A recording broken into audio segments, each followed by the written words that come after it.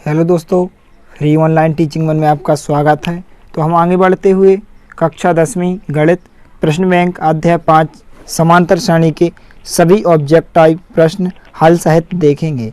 इसके पहले वाले वीडियो में हमने आपको अध्याय 4 के सभी प्रश्न हल सहित सॉल्यूशन उपलब्ध करा दिया है। यदि आपने इसके पहले वाले वीडियो को नहीं देखा है तो आप हमारे चैनल की प्लेलिस्ट या डिस्क्रिप्शन में दिए गए लिंक पर जाकर आप देख सकते हैं। इससे पहले यदि आपने हमारे चैनल को सब्सक्राइब नहीं किया है तो प्लीज़ सब्सक्राइब कीजिए, साथ में बेल आइकन को ही प्रेस कीजिए ताकि कोई भी वीडियो की नोटिफिकेशन आप तक सबसे पहले पहुंचे। तो चलिए वीडियो को स्टार्ट करते हैं। तो सबसे पहले देखते हैं हम प्रश्न क्रमांक 1 सही विकल्प चुनकर लिखो। इसमें पहला प्रश्न है कि समांतर श्रेणी का जो सार्वंतर हो सकता है।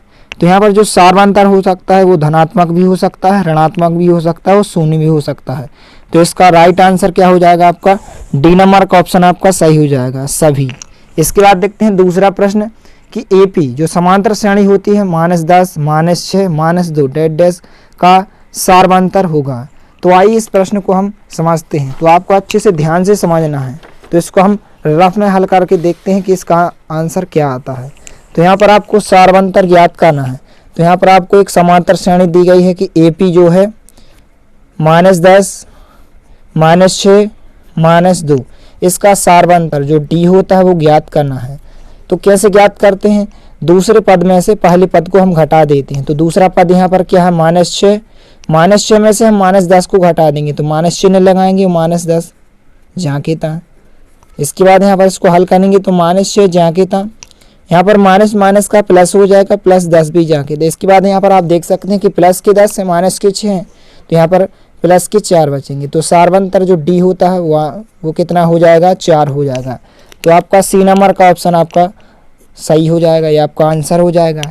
इसके बाद देखते हैं हम तीसरा प्रश्न। तो तीसरा प्रश्न है कि एपी का प्रथम पद ए तथा सार्वंतर डी हो तो एनवा पद होगा। तो एनवा पद ज्ञात करने का जो फार्मूला होता है वो होता है a + n-1 इंटू डी। तो आपका ए नंबर का ऑप्शन आपका सही हो जाएगा, आपका आंसर हो जाएगा। इसके बाद देखते हैं हम चौथा प्रश्न कि एपी जो समांतर श्रेणी 2, 4, 6, 8 का 10वां पद होगा। तो जब भी हमें वह पद या 10वां पद या 20वां पद कोई भी पद निकालना होता है तो आपको एक फार्मूला ध्यान रखना पड़ता है। तो ये आपका फार्मूला होता है कि a + n-1 इंटू डी। तो इसमें आपको ए क्या होता है? प्रथम पद होता है। तो इसमें प्रथम पद क्या है? ए का मान यहाँ पर कितना है? 2 है। यहाँ पर हम डी की भी ज़रूरत होती है। तो डी का मान यहाँ पर जो सार्वंतर होता है वो कैसे ज्ञात करते हैं? दूसरे पद में से हम पहले पद को घटा देंगे। तो 4 में से हम 2 को घटाएंगे तो यहाँ पर डी का मान कितना हो जाएगा? 2 हो जाएगा। इसके बाद एन का मान यहाँ पर कितना है? 10 है। तो यहाँ पर हम एन की जगह कितना रखेंगे? 10 रखेंगे। तो यहाँ पर 10वां पद ज्ञात हो जाएगा। तो यहाँ पर इसका फार्मूला होता है an बराबर a + n-1 इंटू डी। इसके बाद हम इसको हल करेंगे तो ए जाके था, n की जगह n का मान कितना है? यहाँ पर 10 है तो हम 10 रखेंगे। यहाँ पर a जो प्रथम पद है यहाँ पर कितना है? 2 है, 2 रखेंगे, प्लस n की जगह n का मान यहाँ पर कितना है? 10 लिखेंगे, -1 जाके था, इंटू डी की जगह d का मान यहाँ पर कितना है? 2 है तो हम 2 लिखेंगे। इसके बाद इसको हम थोड़ा सा हल करेंगे तो a 10 बराबर क्या हो जाएगा? 2 + 10 में से 1 को हटा देंगे तो यहाँ पर कितने बचेंगे? 9 इंटू 2। तो ये जो 10वां पद होगा वो क्या होगा? 2 + यहाँ पर 9 और 2 का गुणा हो जाएगा तो यहाँ पर कितने आ जाएंगे? 18। इसके बाद हम 2 और 18 को जोड़ देंगे तो यहाँ पर कितना हो जाएगा? 2 और 18 20। तो आपका जो 10वां पद होगा वो कितना होगा? 20 होगा। तो यहाँ पर आप देख सकते हैं कि ऑप्शन में 20 दिया है तो आपका ए नंबर का ऑप्शन आंसर हो जाएगा। इसके बाद देखते हैं हम जो 5वां प्रश्न है कि एपी जो समांतर श्रेणी है 10, 7, 4 का 10वां पद होगा। तो आइए इसको हम हल करते हैं। तो यहाँ पर सबसे पहले जो फार्मूला होता है वो क्या होता है? जब भी हमें nवां पद ज्ञात करना होता है या तो कोई भी पद ज्ञात करना होता है तो वो होता है a + n-1 इंटू टी। तो इसमें आपको an का मान की आवश्यकता होती है। ए क्या होता है? प्रथम पद। तो यहाँ पर प्रथम पद का मान यहाँ पर कितना है? 10 है। इसके बाद n का मान, तो n का मान यहाँ पर कितना है? 10वां पद ज्ञात करना है तो n का मान यहाँ पर कितना होगा? 10 होगा। इसके बाद डी क्या होता है? सार्वंतर। तो सार्वंतर कैसे ज्ञात करते हैं? दूसरे पद में से पहले पद को हम क्या करते हैं, घटाते हैं। तो दूसरा पद क्या है, यहाँ पर 7 है, 7 में से हम -10 को घटाएंगे तो यहाँ पर कितना बचेगा, -3। तो डी का मान यहाँ पर कितना हो जाएगा, -3। इसके बाद इन सभी मानों को हम अपने फार्मूला में रख देंगे। तो यहाँ पर ए जाएंगे तो एन का मान यहाँ पर कितना है, 10 है, तो हम 10 लिखेंगे, बराबर ए की जगह ए का मान यहाँ पर कितना है, 10 प्लस एन की जगह एन का मान कितना है, 10 -1 जाएंगे तो इंटू डी, डी का मान यहाँ पर कितना है, -3, तो हमने इंटू में -3 लिखा। इसके बाद इसको हम थोड़ा सा हल करेंगे तो 10 प्लस 10 में से 1 हम अलग कर देंगे तो यहाँ पर कितने बचेंगे, 9 -3 जाएंगे था। इसके बाद इसको हम और हल करेंगे तो यहाँ पर क्या आ जाएगा, 10 प्लस यहाँ पर 9 और -3 का गुणा हो जाएगा तो यहाँ पर कितने आ जाएंगे, -27। इसके बाद हम इसको और हल करेंगे तो 10 प्लस माइनस का यहाँ पर क्या हो जाएगा, माइनस हो जाएगा, -27। यहाँ पर आप देख सकते हैं कि -27 हैं, प्लस के 10 हैं, तो यहाँ पर माइनस के कितने बचेंगे, 17। तो जो 10वां पद होगा वो क्या हो जाएगा, -17। तो यहाँ पर आप देख सकते हैं कि आपको विकल्प में -17 डी नंबर की ऑप्शन में दिया गया है। तो इसका आंसर क्या हो जाएगा, -17, ये आपका आंसर हो जाएगा। इसके बाद देखते हैं हम प्रश्न क्रमांक 2, रिक्त स्थानों की पूर्ति करो। इसमें पहला खाली स्थान है कि समांतर श्रेणी के लगातार कोई 2 पदों का अंतर क्या कहलाता है, तो वो क्या कहलाता है, इसका आंसर क्या हो जाएगा, सार्वंतर। किसी भी 2 पद लेते हैं, जैसे यहाँ पर हमने ऑब्जेक्ट टाइप प्रश्नों में समझा था कि यहाँ पर हमें सार्वंतर ज्ञात करना होता था, तो यहाँ पर हम क्या करते थे, दूसरे पद में से पहले पद को घटा देते, तो यही कहलाता है अंतर। तो अंतर को हम क्या करते हैं, सार्वंतर। तो यहाँ पर हम लिखेंगे सार्वंतर। इसके बाद दूसरा खाली स्थान है कि यदि ABC समांतर श्रेणी में है तब B को A और C का क्या कहते हैं, तो इसको हम क्या कहते हैं, समांतर माध्य कहते हैं। तो यहाँ पर आपको लिख देना है समांतर माध्य, ये आपका आंसर हो जाएगा। इसके बाद देखते हैं हम तीसरा खाली स्थान कि यदि n पदों का योगफल 3n वर्ग प्लस 3n हो तो इसका दूसरा पद खाली स्थान होगा। तो यहाँ पर हमें चूंकि दूसरा पद ज्ञात करना है तो हम n की जगह n का मान क्या रखेंगे, 2 रखेंगे। तो यहाँ पर हमने लिखा 3n वर्ग प्लस 3। अब चूंकि हमें दूसरा पद ज्ञात करना है तो हम n की जगह क्या रखेंगे, 2। तो यहाँ पर हम लिखेंगे n बराबर 2 रखने पर, तो इस समीकरण में हम n की जगह 2 रखेंगे तो यहाँ पर 3 जाके था, n की जगह हमने 2 रखा, वर्ग जाएंगे था प्लस 3 n की जगह 2 रखा। इसके बाद इसको हम हल करेंगे तो यहाँ पर क्या आ जाएगा, 3 जाके था, 2 का वर्ग यहाँ पर 4 हो जाएगा, प्लस 3 दूनी यहाँ पर 6 हो जाएगा। इसके बाद इसको हम गुणा करेंगे, 3 चौके 12 प्लस 6, तो यहाँ पर जो दूसरा पद क्या हो जाएगा, 12 और 6 यहाँ पर कितने हो जाएंगे, 18। तो जो दूसरा पद होगा वो क्या होगा, 18 होगा। इसके बाद देखते हैं कि प्रथम n घन पूर्णांकों का योग खाली स्थान होता है, तो इसका जो फार्मूला होता है वो होता है n प्लस 1 बटे 2। तो इस प्रकार से आपको यहाँ पर लिख देना है n प्लस 1 बटे 2। इसके बाद देखते हैं हम जो 5वां खाली स्थान है कि AP में यदि an बराबर 4 दिया गया है, D जो सार्वंतर है वो -4 दिया गया है और n का मान 7 दिया गया है, तो A का मान होगा। तो आइए इसको हम समझते हैं।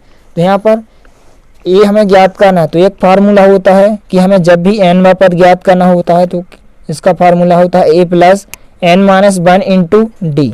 तो यहाँ पर an की जगह an का मान यहाँ पर कितना है, 4, तो हमने 4 लिखा। इसके बाद A का मान हमें क्या करना है, ज्ञात करना है। A का मान यहाँ पर हमें ज्ञात करना है तो हमने A जहाँ कितना लिखा, प्लस n की जगह n का मान यहाँ पर कितना है, 7, तो हमने 7 लिखा, -1 जहाँ कितना, D की जगह D का मान यहाँ पर कितना है, -4, तो हम -4 लिखा। इसके बाद इसको हम हल करेंगे, तो जैसे ही यहाँ पर हल करेंगे तो 4 बराबर A जहाँ कितना प्लस 7 में से 1 अलग कर देंगे, 7 में से 1 घटाएंगे तो यहाँ पर क्या बचेगा, 6 और -4 जहाँ कितना। इसके बाद 4 बराबर A जहाँ कितना, यहाँ पर 6 का गुणा 4 में होगा -4 में, तो यहाँ पर कितने आ जाएंगे, -24।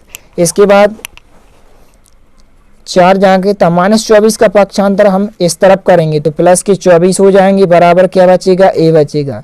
तो यहाँ पर 24 और 4 यहाँ पर कितने हो जाएंगे, 28 बराबर A, या इसी को हम लिख सकते हैं कि A बराबर 28। जो A का मान होगा वो क्या होगा, 28 होगा। तो हमारे खालिस्तान का आंसर क्या हो जाएगा, 28। तो इसका ये आंसर हो जाएगा। तो इस प्रकार से आपको हल कर लेना है। इसके बाद देखते हैं प्रश्न क्रमांक 3, एक शब्द या वाक्य में उत्तर दीजिए। तो पहला प्रश्न है कि समांतर श्रेणी का व्यापक रूप लिखो।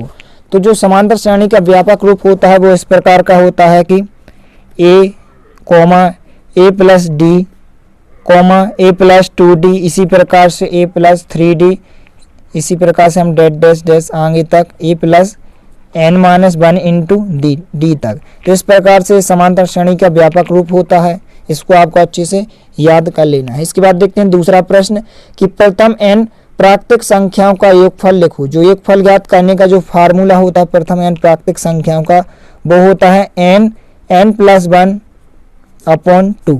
इसके बाद देखते हैं तीसरा प्रश्न कि एपी जो समांतर श्रेणी दी गई है 1 2 3 4 5 का समांतर माध्य होगा। तो समांतर माध्य ज्ञात करने का फार्मूला, चूंकि यहाँ पर क्या आपको कितनी संख्या दी गई है, 5 संख्याएं, तो यहाँ पर 5 क्या है, एक विषम है। तो विषम संख्याओं के समांतर माध्य ज्ञात करने का जो फार्मूला होता है वो होता है, तो इस प्रकार से यहाँ पर देख सकते हैं वो फार्मूला होता है n प्लस 1 बटे 2। तो यहाँ पर n का मान, यहाँ पर कितनी संख्या दी गई है, 5 संख्याएं, तो यहाँ पर n की जगह हम 5 लिखेंगे प्लस 1 और बटे 2 करेंगे, तो 5 और 1 कितने हो जाएंगे, 6 बटे 2। 2 से हम इसको डिवाइड करेंगे तो कितने आ जाएंगे, 3। तो यहाँ पर जो समांतर माध्य होगा वो कितना होगा, 3 होगा। इसके बाद देखते हैं हम चौथा प्रश्न। चौथा प्रश्न है यहाँ पर कि n पदों वाली एपी का प्रथम पद a तथा अंतिम पद l हो तो श्रेणी का योगफल ज्ञात करने का जो फार्मूला होता है वो होता है n बटे 2 a प्लस l।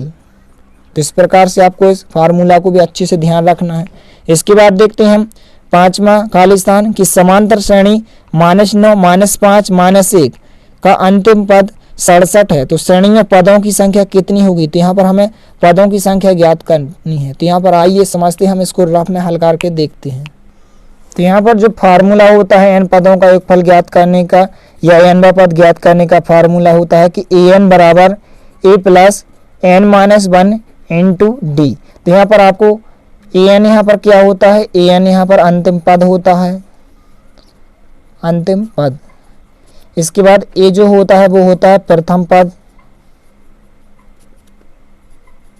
और जो n होता है वो होता है वह पद। जैसे आपको 10वां पद ज्ञात करना हो, 20वां पद ज्ञात करना हो, और d जो होता है वो सार्वंतर होता है। जैसे हम दूसरे पद में से पहले पद को घटाते हैं तो ये क्या होता है, सार्वंतर होता है।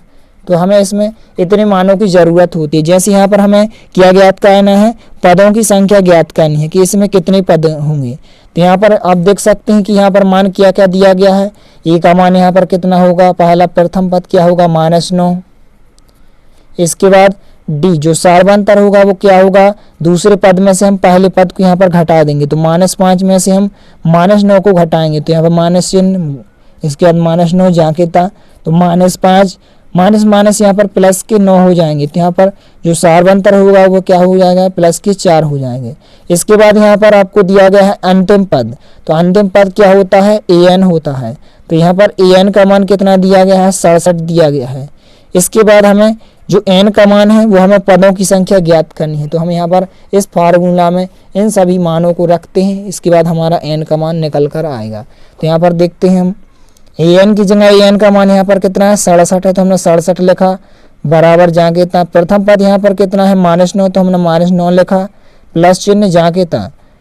n का मान हमें ज्ञात करना है पदों की संख्या, तो हमने n-1 जाके था लिखा, इंटू डी का मान यहाँ पर कितना है, 4 है, तो हमने 4 लिखा। इसके बाद इसको हम आगे हल करेंगे तो यहाँ पर क्या हो जाएगा, 67 बराबर -9 जाके था प्लस 4 का गुणा n में होगा तो यहाँ पर 4n हो जाएंगे, 4 का गुणा -1 में होगा तो -4 हो जाएंगे। इसके बाद इसको हम हल करेंगे तो 67 यहाँ पर हो जाएंगे -9 -4, यहाँ पर -13 हो जाएंगे, प्लस 4n जाके था। इसके बाद हम -13 का पक्षांतर इस तरफ करेंगे तो यहाँ पर प्लस के 13 हो जाएंगे, इस तरफ आएंगे, बराबर 4n जाके था। इसके बाद 67 और 13 यहाँ पर कितने हो जाएंगे, यहाँ पर 80 हो जाएंगे, बराबर 4n जाके था। चूँकि यहाँ पर हमें n का मान ज्ञात करना है तो जो गुणा की संख्या होती है वो कहाँ आ जाती है, बट्टे में आ जाती है। तो 80 बट्टे यहाँ पर 4 आ जाएंगे, बराबर कितना हो जाएगा, n। तो 4 से अब इसको हम डिवाइड करेंगे तो जैसे ही विभाजित करेंगे तो यहाँ पर 4 दूनी 8, 0 का 0, तो यहाँ पर n का मान कितना हो जाएगा, 20 हो जाएगा। या इसी को हम लिख सकते हैं कि n बराबर 20। तो आता है जो हमें पदों की संख्या ज्ञात करनी थी तो वो क्या होगी, 20 होगी। तो आपका आंसर क्या हो जाएगा, 20 हो जाएगा। तो इस प्रकार से आपको यहाँ पर खालिस्तान में क्या लिखना है, 20। तो यहाँ पर श्रेणी में पदों की संख्या कितनी होगी, यहाँ पर 20 होगी। तो इस प्रकार से आपका आंसर हो जाएगा। इसके बाद देखते हैं हम प्रश्न क्रमांक 4। तो प्रश्न क्रमांक 4 है कि सही जोड़ियां बनाइए। तो यहाँ पर आपको दो स्तंभ दिए गए हैं, खंड आ और खंड वा। तो यहाँ पर आपको एक तरफ दिया गया है कि एपी का एनवा पद। तो एपी के एनवे पद का फार्मूला ज्ञात करने का जो फार्मूला होता है वो होता है a plus N minus 1 into t. तो ये आपके पहले प्रश्न का आंसर हो जाएगा। इसके बाद देखते हैं हम दूसरा प्रश्न। तो दूसरा प्रश्न यहाँ पर क्या है कि एपी के एन पदों का योगफल ज्ञात करने का फार्मूला जो क्या होता है वो होता है n/2 2a plus N minus 1 into D. तो ये आपके दूसरे प्रश्न का आंसर हो जाएगा। इसके बाद देखते हैं हम तीसरा प्रश्न कि एपी के प्रथम n घन पूर्णांकों का योग। तो ये क्या होता है n into N plus 1 upon 2। तो ये आपके तीसरे क्वेश्चन का आंसर हो जाएगा। इसके बाद देखते हैं हम चौथा प्रश्न कि एपी का प्रथम पद व सारवांतर डी तथा अंतिम पद एल हो तो श्रेणी के योगफल का जो सूत्र होता है वो होता है n/2 a प्लस एल। तो ये आपके चौथे क्वेश्चन का आंसर हो जाएगा। तो इस प्रकार से आपको इन सभी ऑब्जेक्ट टाइप प्रश्नों को अच्छे से तैयार कर लेना है। यदि वीडियो पसंद आए तो प्लीज़ लाइक कीजिए, दोस्तों के साथ शेयर कीजिए और यदि आपने हमारे चैनल को सब्सक्राइब नहीं किया है तो प्लीज़ सब्सक्राइब कीजिए। धन्यवाद।